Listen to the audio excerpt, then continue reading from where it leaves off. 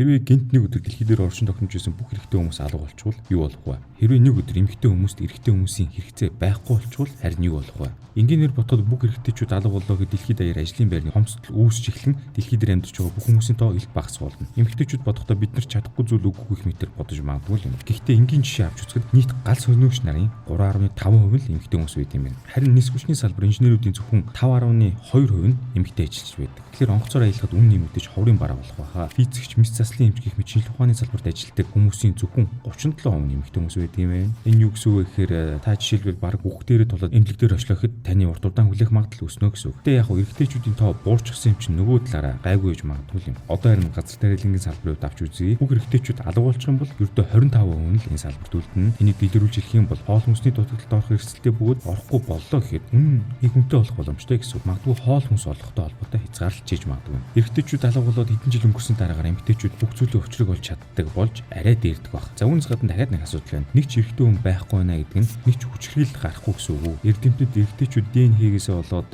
эмэгтэйчүүдээс илүү их ууртай байдаг хэмээн үздэг. Үүнээс үзэхэд эрэгтэйчүүд алга боллоо гэхэд ямар ч хүчрхийлэлгүй 50 сайхан ертөнц болох юм шиг санагдаж байгаа. Зарим талаараа эрэгтэйчүүд илүү хүчрхийлэл хэрэглэдэг нь соёл, гендерийн тэгш бус хандлага, нийгмийн хэв хэмжээтэй холбоотой гэж үзэж байна. Эрчүүд ийм зүйлийг үлдэж чаддаг байсан бол эмэгтэйчүүд ч гэсэн мөн үлдэж чадна гэсэн. Бонобо сармагчингаар бүгдээр жишээ авъя. Тус сармагчин бидэнтэй адилхан ДНХ нь одоо 90% таардаг байна. Боно сармагчингуудын хувьд эмэгтэйчүүд сүргээ удирддаг. Энэ юу гэсэн үг вэ гэхээр эмэгтэй сармагчингуудаа удирдуулдаг тус бонобо сармагчингуудын сүрэг нь маш тайван байдаг гэсэн үг. Тэгээ хоёр бонобо сүрэг дайралтвал айхтар тулаа өрнөдөг. Өөрөөр хэлбэл дан эмэгтэйчүүд амар амгалан ертөнц оршин нэгдэнд худлаа гэж байгаа. Зэвсэг түвшний салбар эрэгтэйчүүд байхгүй бол хүрээгээ улам хумнаа. Америк нэгдсэн улсын 14.4% нь эмэгтэй албан хаагч байдаг. Харин эсрэгээр хойд солонгос улс дэлхийг ноёлж магадгүй юм байна шүү. Яг гэвэл нийт цэргийн албан хаагчдын 40% нь эмэгтэй хүмүүс байдаг. Үүнийг сонсоход эмэгтэйчүүд эрчүүдгүйгээр юу ч хийж чадах юм шиг сонсогдож байгаа. Тэгвэл төрөл тарин яах вэ? Эмэгтэйчүүд өөрөө жирэмслэх төрөх боломжтой юу? Яг онлын хувьд боломжгүй ч гэсэн тэд дэлхий дээр үлдсэн үрийн шигнүүдийн хэрэглэн хүүхэд болж чадах ба. Тэгсээр байтал арга нь болтгой л үү дээ. Япон улсад нэгэн эрдэмтэн эмэгчин хулганаас эсийг нь аван үрийн шингэн болох ажлыг амжилттай хийсэн байна. Хэрвээ энэ бүтээл хүн төрөлхтөн хулганаас хамааралтай болж таарах юм аа. Гэхдээ яг үүнийг улам сайжруулахын тулд өшөөх судалгаа хийх шаардлага мэдээж гарч ирнэ. Ягаад гэвэл хулганы эсээс үүсэн болохоор тэр. Та харин юу гэж бодож байна? Сэтгэлдээ доор үлдээгээрэй.